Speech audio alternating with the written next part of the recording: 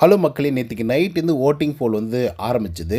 So அது பார்த்திங்க அப்படின்னா மக்கள்லாம் வெகுவாக, ஏன்னா இது ஃபைனல் வீக் இல்லையா, ஸோ யாரை வின் பண்ண வைக்கணும் அப்படின்னு சொல்லி ரொம்ப ஆர்வமாக இருக்காங்க. சில பேர் ஹாட் ஸ்டாரில் ஓட்டிங்ஸ் போடுவாங்க, சில பேர் கால் பண்ணி ஓட்டிங்ஸ் போடுவாங்க.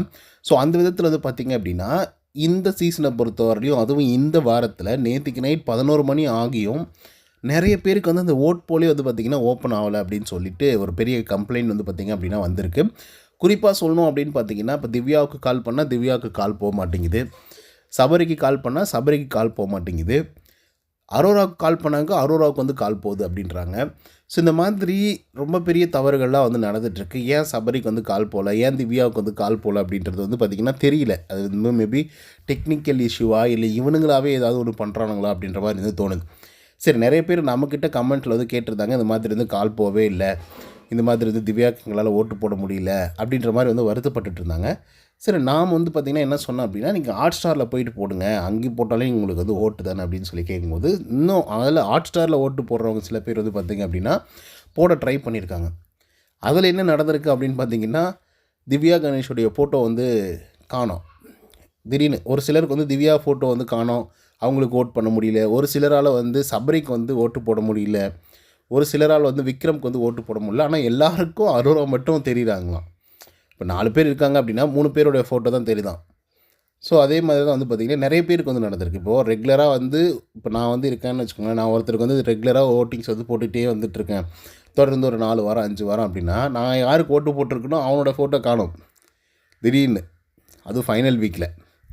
இப்போ சில பேர் போட்டு வந்திருப்பாங்க, டெய்லி பார்த்திங்க அப்படின்னா திவ்யாவுக்கு போட்டிருப்பாங்க ஒவ்வொரு வாரமும், திவ்யாவை ஃபோட்டோ காணும், அவங்களால ஓட்டு போட முடியல.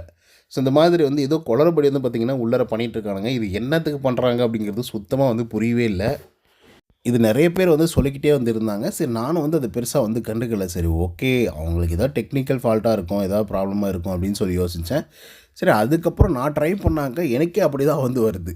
ஸோ இப்படி தான் இருக்குது மக்களே, பார்த்துக்கோங்க. பார்த்து யாருக்கு நீங்கள் ஓட் போடணுமோ அதை கரெக்டாக பார்த்து போட்டுக்கோங்க. ஏன் எதுக்காக சொல்கிறேன் அப்படின்னு பார்த்தீங்கன்னா, உங்களுக்கு பிடிச்ச நபர் உங்களுக்கு பிடிச்ச இடத்துலேருந்து வின் பண்ணுறது அப்படிங்கிறது நீங்கள் வின் பண்ணுற மாதிரி நீங்கள் யோசிப்பீங்க, அதுதான் உண்மை.